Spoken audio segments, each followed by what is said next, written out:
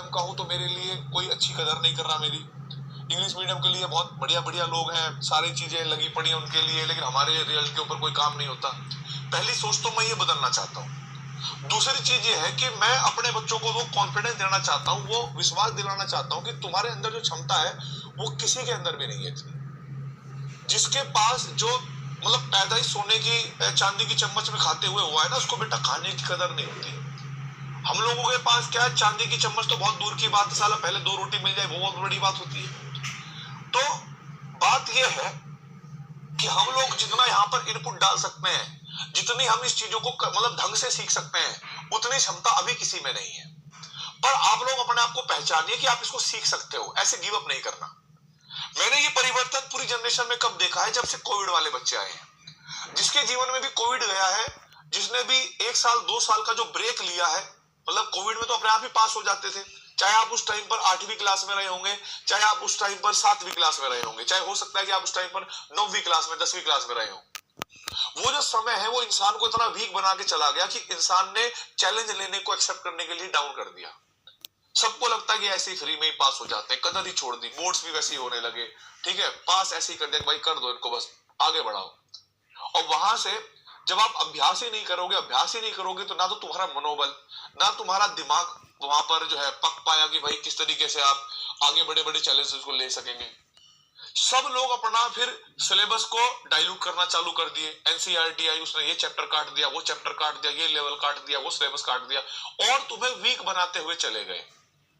बस अगर कोई वीक नहीं बना रहा है वो सिर्फ आईआईटी ने अपना स्टैंडर्ड, अपने टॉपिक, अपना कोई भी चीज अभी तक कम नहीं करी है। ये रियलिटी है, भले तुम्हें बुरी लगे कि तुम नीट के बच्चे हो, आईआईटी की पढ़ाई कर रहे हो सर आप, पर रियलिटी बस वहीं पे है। तो लेकिन चलो हम मान लेते हैं कि भाई एक डॉक्टर जो होता है उसको बहुत क्विक डिसीजन लेने पड़ते हैं। जब वो ऑपरेशन थिएटर में होता है तो उसके एग्जाम की डिमांड होती है कि उसको छोटे टाइम के अंदर या कम टाइम के अंदर प्रॉब्लम सॉल्व करनी होती है। तो ऐसे क्वेश्चन बनाते हैं जो कम टाइम में सॉल्व हो जाए, ठीक है। और आप लोगों को मैं एक सिंपल बात बताऊं, ये जितना बड़ा क्वेश्चन है ना, मैं 200% लिख के दे सकता हूं, ये क्वेश्चन नीट में आएगा ही नहीं ये क्वेश्चन।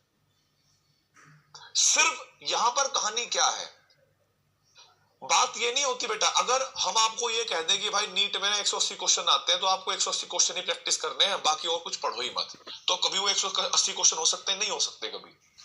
हम लोग क्या करते हैं कि आपको स्ट्रेस से बाहर निकालने की एक शक्ति सिखाते हैं। आपको जो पैनिक दौरे पड़ते हैं, बहुत सारे बच्चे होते हैं जिन्होंने नीट का पेपर इस बार दिया होगा, वो जानते हैं इस बात को कि जब नीट का पेपर देने जाते हैं तो एक अलग ही धक धक होती रहती है, डर लगता रहता है। हम घड़ी को देखते हैं तो हम होपलेस होने लगते हैं, हम पैनिक होने लगते हैं, और जब घर आकर देखते हैं तो हमें लग रहा होता है कि भाई यार सारे क्वेश्चन तो आसान थे, मैंने इसीलिए मिस्टेक कर दिया, हो यार खराब हो गया, मूड खराब हो गया। तो बेटा पेपर में सिर्फ क्वेश्चन देखना या क्वेश्चन आने ही बड़ी बात नहीं होती, जरूरी ये भी होता है कि उन क्वेश्चनों के साथ आप डील कैसे करते हो, आपके अंदर पोटेंशियल सब्र कितना है। अगर मान लो कोई टॉपिक समझ नहीं आ रहा, मैं अपनी सच्चाई बता देता हूं, अगर शायद तुम्हें लग रहा होगा फेंकता होगा ये बहुत मास्टर, जब मैं हमेशा ये बोलता हूँ ना कि बेटा मेरे 10वीं क्लास में 68% नंबर आए थे और फिर मैं 12वीं में सब स्कूलों का टॉपर था, इसमें फेंकने वाली बात नहीं थी। हमारे अंदर एक अलग पोटेंशियल होता है, सभी के अंदर एक विशेषता होती है, भगवान ने आप जैसा कोई दूसरा बनाया ही नहीं है। आप जैसी आंखें, आप जैसे नाक, आप जैसा मुंह, आप जैसे बोलने का तरीका किसी का है ही नहीं भाई। अगर कोई मुझे एक मिले आपकी शक्ल वाला तो मुझे मिलाना, एक भी नहीं मिलेगा, बहुत यूनिक बने। तो आपके अंदर भगवान ने एक पोटेंशियल भी दिया है समझने का। मैं जब 8वीं क्लास में था ना, तो 8वीं क्लास में हमारे पापा ये सोचते थे कि भाई उस टाइम के जमाना यही था कि बच्चा अगर अंग्रेजी मीडियम में पढ़ेगा तो बहुत बढ़िया रहेगा। और लोकल में, देहात में, गांव में जो है अंग्रेजी मीडियम नहीं हुआ करते थे, उनमें बस 2-3 चीज सिखाई जाती थी, may I come in madam, may I go to toilet, yes sir, no sir, okay. इसके अलावा हमें छोड़ो, हमारे मास्टरों को भी कुछ ना होता अंग्रेजी में, बिल्कुल नहीं आता। उसके बाद हुआ कुछ कहानी ऐसी कि हम कहने को, मतलब हमारी सारी किताबें अंग्रेजी की थी, सारी किताबें, हिस्ट्री हो गई, हिंदी को छोड़कर, साइंस की हो गई, जीके हो गई, सब अंग्रेजी की हैं। हम उनको ऐसे हाथ रख रख के रटा करते थे और हमारे नंबर भी ठीक ठीक आ जाया करते थे, और हमें लग रहा होता था कि हम बहुत स्मार्ट है। पर हमें रियलिटी में सच बताऊं, 8वीं क्लास के बाद मुझे कुछ पता ही नहीं था कि लाइफ में क्या हो रहा है, क्यों हो रहा है, क्या पढ़ना चाहिए। फिर मैंने हिंदी मीडियम में एडमिशन लिया। और हिंदी मीडियम में एडमिशन लेने के बाद मेरी ना बेटा टाइम टाइम फिक्स हो गई 9th क्लास में। मुझे पहली बार जब पता लगा ना एलसीएम को लघुत्तम समापवर्तम कहते हैं, ठीक है, और मेरा शायद पहला टेस्ट था जिसमें जीवन में सबसे कम नंबर आए थे, 90 में से मात्र 13 नंबर आए थे, 13। मैं गणित का मतलब बहुत फैन था, या कह लो बहुत बढ़िया स्टूडेंट था, लेकिन मैं जिसमें बेस्ट था उसमें भी 90 में से 13 नंबर आए थे। तो मैं अपने आप को कितना होपलेस मान सकता था, नहीं आ रहा, नहीं आ रहा, नहीं आ रहा, नहीं आ रहा, नहीं आ रहा, कोई कर दो मेरा, कोई पेपर सॉल्व कर दो। नहीं, फिर मैं एक टीचर के साथ गया, मेरे वो 3 टीचर थे, मतलब उनका मैं नाम भी ले सकता हूँ। उनमें से एक टीचर अभी नहीं है, एक वीरेंद्र सर थे, एक गुलशन सर थे, और एक मेरे विजेंद्र सर थे जो फेवरेट थे।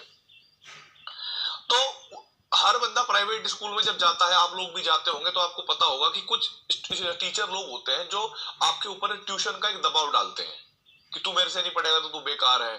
और प्राइवेट स्कूलों में उनकी जीविका भी इसी तरह से चलती है कि भाई ट्यूशन पढ़े, उनसे बच्चे का घर बार चले, वो उनकी गलती नहीं है। पर रियलिटी में प्राइवेट स्कूल में ये होता है। तो एक सर थे जो मेरी बड़ाई कर रहे मेरे सामने, अरे बेटा हर्ष तू तो बहुत बेहतरीन स्टूडेंट है, तू स्टार है, तू ऐसे पढ़ता हुआ चला जा, फिर देखना तू क्या करेगा। मैंने कहा हाँ जी ठीक है, लेकिन हर्ष को तो पता था ना हर्ष की औकात नहीं है कुछ भी पढ़ने वढ़ने की, तो बहुत सारे बच्चे मेरे से आगे मैं तो बिल्कुल लास्ट था। फिर दूसरे टीचर ने भी मेरे को यही बात बोली। तीसरे टीचर थे मेरे जो विजेंद्र सर थे, उनको मैंने बोला कि सर जी देखो, मैं सच बताऊं मेरे को लिखना भी नहीं आता, समझना तो बहुत दूर की बात है, पढ़ना तो बहुत दूर की बात है, कुछ नहीं आता मुझे, और मेरा जीवन एकदम बर्बाद हो गया। मतलब मैंने 8वीं क्लास तक तो ये कहने को अंग्रेजी मीडियम था, इसमें कुछ सिखाया नहीं गया, और 9th क्लास में मेरी पहली बार मान लो नर्सरी क्लास थी, हिंदी लिखनी भी ढंग से मैंने 9th में सीखी थी। अब वहां से चालू हुआ, उसने कहा कोई नहीं बेटा तू कर, कोई दिक्कत नहीं। और भाई करता गया। उन टीचर का भी इतना सब्र था कि अगर एक क्वेश्चन करने मुझे 2 घंटे लग रहे हैं ना, तो उन्होंने कभी ये नहीं कहा मुझे कोई बात नहीं, मतलब तूने जल्दी नहीं करा, तू बेकार है या कुछ भी, अरे तू तो नालायक है, ऐसा कुछ नहीं कहा। उन्होंने करता रहे, कोई दिक्कत नहीं। कभी कभी मेरे सर ने मुझे ये भी कहा कि बेटा इस क्वेश्चन को करने का सिर्फ एक यही मेथड है। आज भी उन्होंने कई बार ऐसे बहुत सारे क्वेश्चनों को बोला था गणित के कि सर बेटा इस क्वेश्चन को करने का मात्र यही एक मेथड है, इसी से करना है। तुम्हारे भाई ने उस क्वेश्चन को 13 घंटे दिए, 17 घंटे दिए, 3 घंटे दिए, 2 घंटे दिए एक ही क्वेश्चन को, पर ये प्रूव करके दिखाया था कि सर जी ये दूसरा मेथड भी मैंने प्रूव कर दिया। और वहां से उन टीचर ने मेरे कमर पे मतलब ऐसे रखा कि वाह शाबाश, मतलब तू एक बहुत यूनिक है, भले तू पूरे दिन में एक क्वेश्चन कर रहा हो, लेकिन तूने जो किया ना वो कोई नहीं कर सकता। तो वहां से जो उन्होंने मेरे ऊपर विश्वास जताया, और मेरा जो विश्वास बना कि यार सही में यार मैंने कर दिया वो क्वेश्चन, रियलिटी भले ही मैंने पूरे दिन में 100 क्वेश्चन नहीं लगा, एक क्वेश्चन लगा, लेकिन ऐसा क्वेश्चन लगा जो पूरे स्कूल पे ही नहीं हुआ, पूरे इंटर कॉलेज पे ही नहीं हुआ, किसी पे भी नहीं हुआ, ठीक है। तो उसमें एक अलग ही मोटिवेशन मिलता है एक विद्यार्थी को, आपको भी जीवन में ऐसे मिलता होगा जब आप पढ़ाई करते होंगे। कहानी ऐसी चल रही थी, और मैं जब 10वीं 11वीं में मैंने मार के पास हुआ, 68% नंबर आए। 11वीं में मेरा और इम्प्रूवमेंट हुआ, लेकिन मैं कहीं भी नॉन में भी नहीं था। एक होता है ना स्कूल के टॉपर, एक होते क्लास के टॉपर, एक होते जिले के टॉपर, ऐसे ऐसे स्टूडेंट बैठे रहते थे मेरे उस ट्यूशन में जहां पर मैं पढ़ाई करता था, सारे एक से एक बढ़ के, और मेरी गिनती हमेशा बैक बेंचर, सबसे पीछे बैठता था। मेरा एक दोस्त था रजत, वो 1 नंबर का मतलब बढ़िया आवारा आदमी, और मैं भी 1 नंबर का आवारा आदमी। हमारी ज्यादातर जो ना, मतलब सच बताऊं, पढ़ाई से ज्यादा तो ये रहता था कौन कौन आया है, अच्छा भाई ये ठीक लग रहा है, ठीक है, बात कर रहे होते थे, फुल मजे ले रहे होते थे, ठीक है, पूरा फोकस भी कर रहे होते थे कभी कभी बीच में, क्योंकि वहीं से मेरी आदत बनी कि मैं एक टाइम पर कई सारी चीजों पर फोकस कर सकता हूं, ठीक है। आपको मानोगे नहीं, मेरी गिनती सही बताऊं टॉप 1000 में भी नहीं होती थी। अगर कहे ना कि टॉप 1000 बच्चों को सिलेक्ट करा जाए उत्तर प्रदेश के, तो सिलेक्ट मैं नंबर नहीं था कहीं पे भी, कुछ मुझे खुद नहीं पता था। कोई मुझसे पूछ रहा कि पास हो जाएगा, कहने लगा नहीं यार 60-65% नंबर तो आ ही जाएंगे, क्योंकि हमें डर था कि यूपी बोर्ड में आप कितना भी अच्छा कर लो, जब नंबर काटने पे आते हैं ना, वो किसी भी बात पे नंबर काट देते थे। उसके बाद मैं पता नहीं क्या हुआ, कैसे हुआ, ठीक है, फुल मेहनत करी, पेपर पूरे अच्छे गए, 100% पेपर सॉल्व करके आया। और भाई 5 जून का दिन था, शायद 2012 या 13 कब का था मेरे को याद नहीं आ रहा, ठीक है। तो 5 जून का दिन था, रिजल्ट आया, और रिजल्ट आने के बाद मैं घूम रहा हूँ अपने गाँव में ऐसे ही, क्योंकि उससे पहले मैंने कांड कर दिया था 11वीं क्लास में, मतलब लड़ाई हो गई थी बहुत तगड़े वाली, तो उसमें मेरे स्कूल से रस्टिकेट हो गया था। तो फिर तो लोगों को ये पक्का पता चल गया था कि भाई ये तो पढ़ ही नहीं सकता, 1 नंबर का आवारा ठल्ला फर्जी आदमी। और भाई हर बंदा मुझे ताने दे के जा रहा है, हर बंदा कह रहा है तेरा कुछ नहीं हो सकता। आस पड़ोस वाले कह रहे हैं अपने बच्चों को भाई इसके साथ मत घूमना, आवारा हो जाओगे।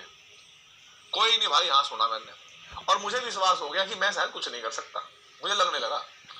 पेपर बहुत बढ़िया गए। पेपर जाने के बाद मैं शाम को अपने मतलब बैट बॉल खेलने गया, या भाई बरसीन वर्सीन काटने जाते थे, या वहां चले गए, खेत वेत में चले गए। मेरे मामा का फोन आया, कहने लगे भाई रिजल्ट का क्या हुआ। और मैंने रिजल्ट देखा ही नहीं। मैंने कहा यार होगा जो हो रहा होगा, हम क्या करें, पास हो गए होंगे, देखेंगे जाएगी।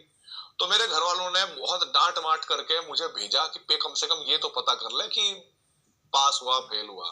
और जब भी मैं कहीं से जा रहा हूँ रास्ते से, तो लोग मेरी ऐसे चुटकी ले रहे, कह रहे हाँ भाई क्या रहा तेरा, हाँ भाई योगेश के क्या रहा तेरा, पास हुआ फेल। और मैंने रिजल्ट देखा ही नहीं। मैं कह रहा हूँ जी ठीक है देखेंगे, भी देख के आ रहा हूँ। जब मैं गया भाई फोटो स्टेट की वो क्या बोलते हैं साइबर कैफे पे, पहले वो रिजल्ट आते थे प्रिंट आउट निकाल के देते थे। प्रिंट आउट निकलवाया तुम्हारे भाई ने, ऐसे करके देखा। फिर भाई साहब प्रिंट आउट वाला आया, वो न्यूज वाला अखबार जो अमर उजाला और ये दैनिक जागरण में छापते हैं, उनने हमारा फोटो लिया और पता चला सारे जो भी इतने सारे मतलब कॉलेज थे उनमें पीसीएम टॉपर हम ही थे। तो ये था रोला अपना। फिर मैंने कहा भाई एक मत छाप, तू एक काम करिए प्रिंट आउट ले और इसकी कम से कम 50-60 फोटो स्टेट बना दे। भाई उसके बाद हम बैठे साइकिल पे, मेरा दोस्त था मनीष, वो आगे से बैठा था, मैं पीछे चला। और भाई जो भी आ रहा है इधर आओ चाचा, इधर आ ले, एक फोटो पकड़, एक फोटो पकड़। एक दिन में किस्मत तक वो खत्म हो गई। लेकिन इस पूरी जर्नी की कहानी बस ये थी कि आप जितने अपने आप को मीडियोकर, जितने एवरेज मानते हो, बिलो एवरेज मानते हो, तुम्हारा भाई वैसा ही था। कोई ऐसा, तुम कभी कभी सोचते होंगे कि यार ये जो टीचर हैं ऑनलाइन जो पढ़ाते हैं यार ये कितने एक्स्ट्रा ऑर्डिनरी रहे होंगे, कितना बेहतरीन पढ़ाई करते होंगे, ठीक है यार मुझे भी इनके जैसी नॉलेज होनी चाहिए। यार हर्षद खड़े वहां पे, तो मतलब जो आदमी पढ़ता है उसको पता है मेरे से कि यार ये तो ऑर्गेनिक केमिस्ट्री पता नहीं क्या क्या करवा देते हैं, यार ये तो फिजिकल केमिस्ट्री पता नहीं क्या क्या करवा देते हैं, यार इनसे मैंने केमिकल बॉन्डिंग। अब हर बच्चा जो दूर बैठा है उसको ऐसे ही लगता होता है अपने टीचर के बारे में कि भाई ये टीचर नहीं तो बाप है, इसको सब कुछ रटा हुआ है, सब कुछ पढ़ा हुआ है। लेकिन मैं तुम्हें कह रहा हूं कि वो तुम भी हो, एग्जैक्टली तुम भी हो, ठीक है। ऐसा नहीं कि मैं ही स्पेशल हूं ना, मैं तुमसे भी ज्यादा खत्म हूं तुम्हारी एज के हिसाब से, और मेरी एज के हिसाब से अगर तुम लगे रहे कॉन्टिन्यूस बिलीव करते रहे कि तुम कर सकते हो, तुम कर सकते हो, तुम कर सकते हो। प्रॉब्लम आ रही है कोई दिक्कत नहीं, चैलेंज एक्सेप्ट करो। जिस क्वेश्चन को करने में 2 मिनट लग रहे हैं आपको 5-10 मिनट लो, 11 मिनट लो, अरे मतलब कह रहा हूं 1 घंटा भी लो भाई, कोई दिक्कत नहीं है। पर क्वेश्चन जब आप लोग सॉल्व करते हो या शाम को जब सोते हो, सोने से पहले माइंड में रहना चाहिए कि आज 500 क्वेश्चन नहीं 50 क्वेश्चन करे, 50 क्वेश्चन पे पूरा टिकता 100% क्लियर हुआ। स्पीड अपने आप आती है स्लो स्लो करके। स्पीड कैसे आती है? स्टार्टिंग के डेज में 1 घंटे में 10 से 12 क्वेश्चन सॉल्व होते हैं, 15 क्वेश्चन सॉल्व हो जाएंगे ज्यादा से ज्यादा, अगर बहुत छोटे छोटे हैं तो। आगे 20 दिन बाद जब आप 20 दिन की आपकी स्टडी होती चली जाएगी, पढ़ते जाओगे, वो 12 क्वेश्चन कब 18 में चेंज हो जाएंगे पता नहीं चलेगा, फिर वो 18 कब 25 में चेंज हो जाएंगे पता नहीं चलेगा, वो 25 कब 30 में पता। आपका हाथ, आपकी मसल पावर, आपका दिमाग, आपकी स्पीड अपने आप मेंटेन होगी।